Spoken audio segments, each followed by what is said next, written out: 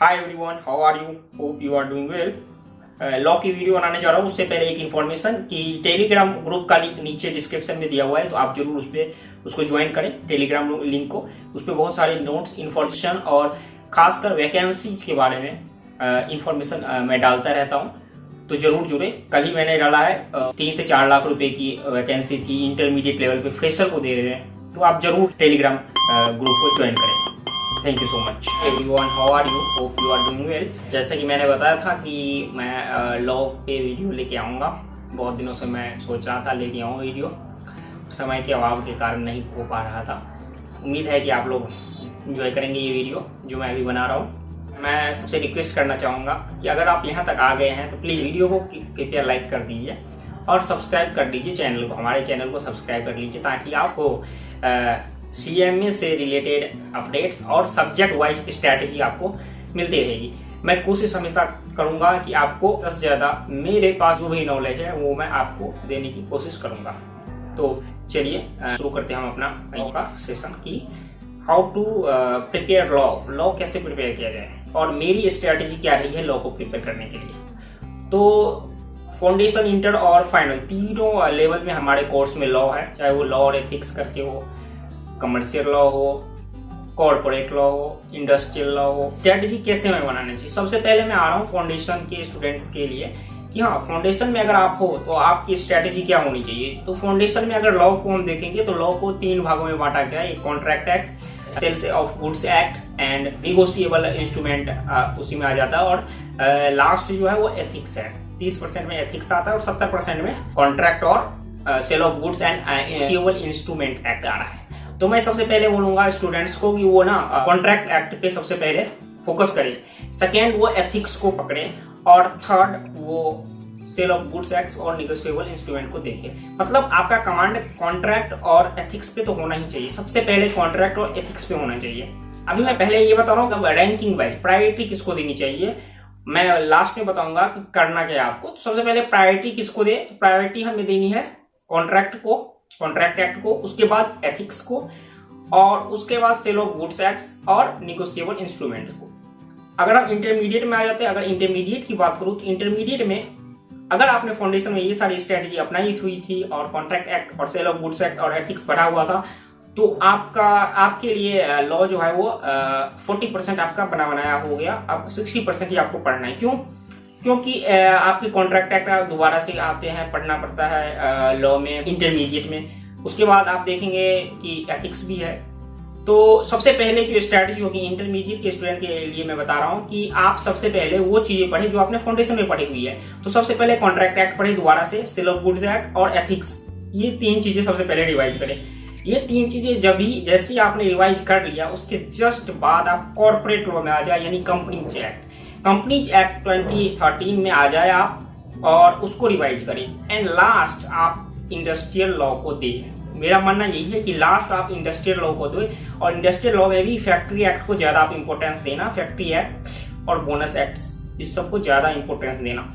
तो इंटरमीडिएट के लिए क्या स्ट्रेटेजी है? इंटरमीडिएट के बच्चे सबसे पहले वो चीजें पढ़ी जो आपने फाउंडेशन में पढ़ी हुई है, यानी कि contract act, ethics, sale of goods act, negotiable instruments, and then आप कंपनीज एक्ट पढ़े। और कंपनीज एक्ट तो आपको ऐसे पढ़ना है इंटरमीडिएट के स्टूडेंट्स को कि आप भूले ना, क्योंकि आपको यही सारी चीजें दोबारा से फाइनल में काम आने वाली है। और लगभग 30% के आसपास, वैसे तो 50% का होता है कंपनीज एक्ट, उसमें बोर्ड मीटिंग्स आ जाती है, इसमें जनरल मीटिंग होगी, तो कम से कम 30% के आसपास आपको हेल्प तो मिल ही जाएगा फाइनल में। तो कंपनीज एक्ट को आपको बहुत ही अच्छे तरीके से पढ़ना है। अब आते हैं फाइनल के स्टूडेंट्स के लिए कि हाँ, फाइनल के स्टूडेंट्स के लिए प्रायोरिटी क्या होनी चाहिए, रैंकिंग कैसे होनी चाहिए फाइनल के स्टूडेंट्स की। तो फाइनल के स्टूडेंट्स के लिए जो रैंकिंग में बताऊंगा वो सबसे पहले जो है आप फर्स्ट चैप्टर जो आपका है, यानी कि कंपनीज इनकॉर्पोरेशन कैसे होती है, किस टाइप की कंपनी होती है, टाइप्स ऑफ कंपनी, ये सारी चीजें होती है। इसमें प्रोड्यूसर, निधि कंपनी सभी है, और नॉर्मल कंपनी के बारे में बताया गया है, गवर्नमेंट कंपनी के बारे में बताया गया है, स्मॉल कंपनी के बारे में बताया गया है। तो ये सारी चीजें सबसे पहले आप पढ़े। मेरी स्ट्रेटजी यही थी, तो यही प्रीफर करूंगा जैसे मैंने किया था। सबसे पहले आप फर्स्ट टॉपिक को पकड़े, इनकॉर्पोरेशन वाले को, देन कंपनीज एक्ट में आ जाओ, और कंपनीज एक्ट में सबसे पहले आप डायरेक्टर को पकड़े। जी, बिल्कुल आपने सही सुना है, कंपनीज एक्ट में सबसे पहले आप डायरेक्टर को पकड़े। इंटरमीडिएट के स्टूडेंट को ही मैं यही बताना चाहूंगा कि डायरेक्टर को पकड़ना है आपको कंपनीज एक्ट में। कंपनीज एक्ट अगर आप पूरा नहीं पढ़ पाओगे तो कोई दिक्कत नहीं है, लेकिन डायरेक्टर को कभी मत छोड़ना। डायरेक्टर में से तो एक क्वेश्चन आता ही आता है इंटरमीडिएट में, और फाइनल में भी 1 या 2 क्वेश्चन तो आते ही आती है। तो आप फाइनल में अगर हो तो डायरेक्टर को आप लोगे, डायरेक्टर सबसे पहले करना। उसके बाद बोर्ड मीटिंग्स वाला भी एक टॉपिक है, उसको भी उसके साथ करोगे, और उसके बाद अकाउंट्स और ऑडिट्स भी करोगे। कंपनीज एक्ट की मैं बात कर रहा हूँ फाइनल के स्टूडेंट्स के लिए। जब आपका board meetings, accounts and audit, directors appointment, qualification, ये सब हो जाता है 3 टॉपिक कंपनीज एक्ट में, तो आप कंपनीज एक्ट के एनसीएलएटी और ऑफेंस वाला एक टॉपिक है वो जरूर आप कर लें। इंस्पेक्शन आप उसके बाद जरूर करें, और उसके बाद डिविडेंड का एक टॉपिक है उसको भी आप जरूर एक बार कर लें डिविडेंड के बारे में, क्योंकि एक क्वेश्चन आ जाता है कभी कभार कि डिविडेंड से रिलेटेड क्वेश्चन, और बहुत ही छोटा सा टॉपिक है वो, तो उसको आप जरूर करें। उसके बाद सेबी में आपको आ जाना है। सेबी एक्ट आपको खत्म करना है। सेबी एक्ट दिखने में थोड़ा सा अलग लगता है, लेकिन आप जब पढ़ोगे तो बहुत ही मतलब समझने वाला, मतलब अंडरस्टैंडिंग बहुत अच्छे से आपकी हो जाएगी, बहुत आपको अच्छा लगेगा पढ़ने में। कंपनीज एक्ट की तरफ उलझा हुआ नहीं है, बहुत ही शानदार है। तो कंपनीज एक्ट करने के बाद आपको कॉर्पोरेट गवर्नेंस, और कॉर्पोरेट गवर्नेंस में फैमिली बिजनेस के बारे में, उसकी एडवांटेज, ये सारी चीजें। उसके बाद आपको CSR पॉलिसी आपको करना है। इंसॉल्वेंसी एंड बैंकरप्सी जरूर कर ले, इंसॉल्वेंसी और बैंकरप्सी करें।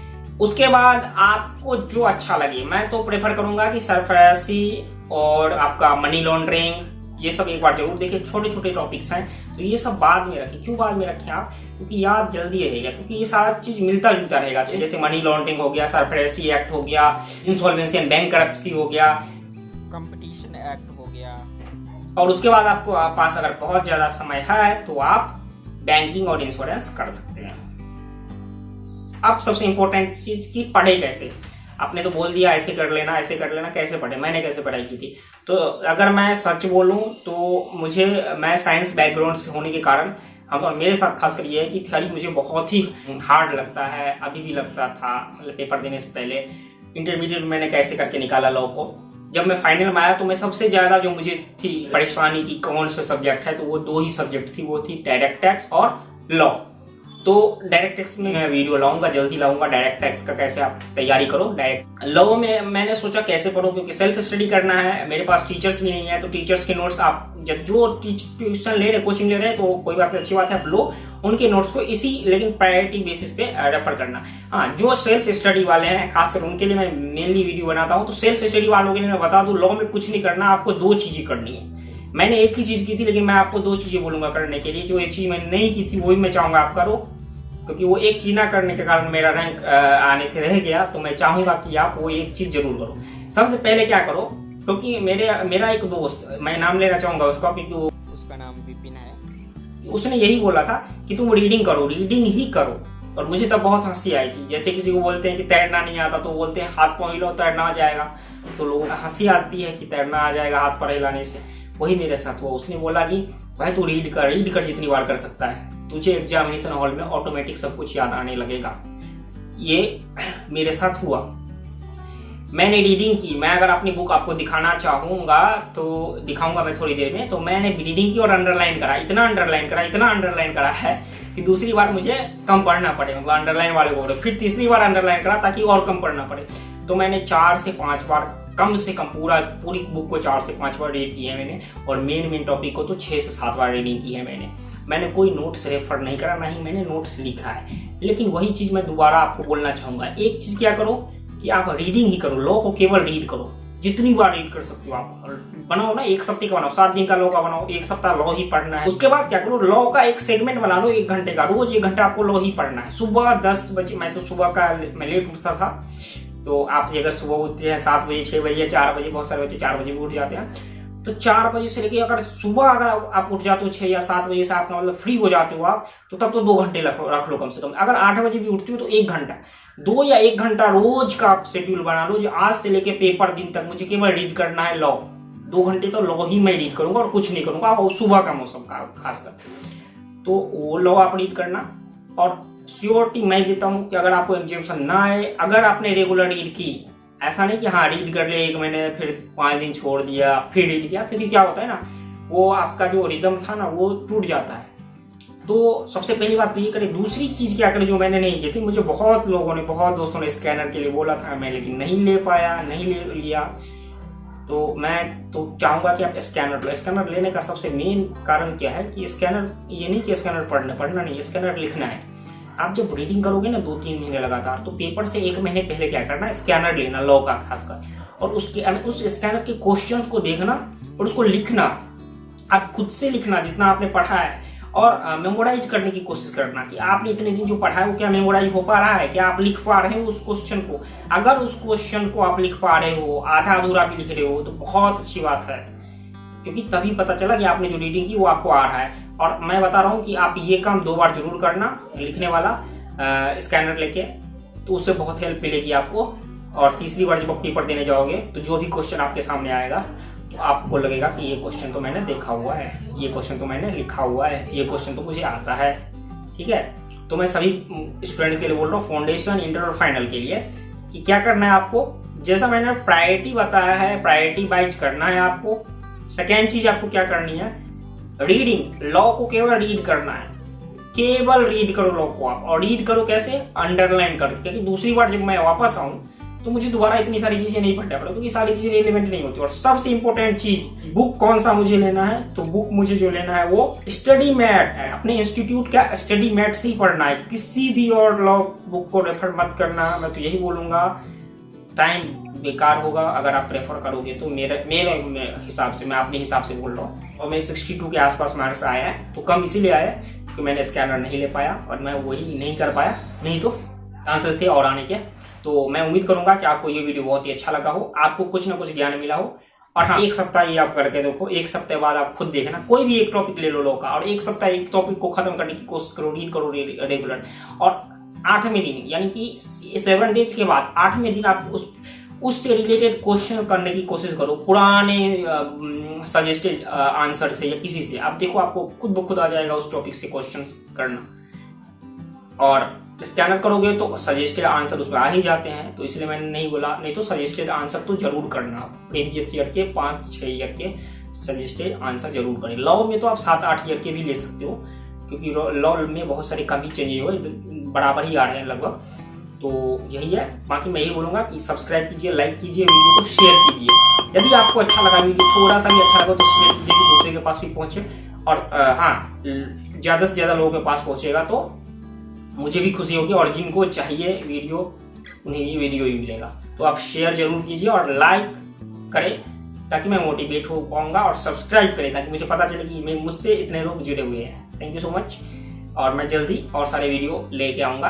आप कमेंट कीजिए कि कौन सा वीडियो आपको चाहिए। Thank you so much. जैसे कि मैंने बताया था कि ये रही फाइनल की बुक, और फाइनल की बुक में अगर आप देखोगे तो केवल अंडरलाइन ही अंडरलाइन आपको दिखेगा। मैंने केवल क्या किया था, रीड ही करा था, बहुत ज्यादा रीड करा था। और ये मेरी स्ट्रैटेजी थी कि प्रीवियस ईयर की वीडियो में देखना था कि कितना मार्क आए थे। ये मैंने स्ट्रैटेजी बनाई थी, उस हिसाब से मैंने जो बताया था कि कंपनीज एक्ट में अकाउंट्स, ऑडिट, बोर्ड मीटिंग्स और डायरेक्टर्स, ये आपको इंपॉर्टेंट है। एनसीएलटी स्पेशल कोर्ट, ये इंपॉर्टेंट है। इंस्पेक्शन इंपॉर्टेंट है, और ऑपरेशन एंड कॉम्प्रोमाइज, ये भी इंपॉर्टेंट है आपके फाइनल में। और कॉर्पोरेट गवर्नेंस, इंसॉल्वेंसी तो जरूर करें, सीआईटी जरूर करें, मनी लॉन्ड्रिंग और इंश्योरेंस जरूर करें।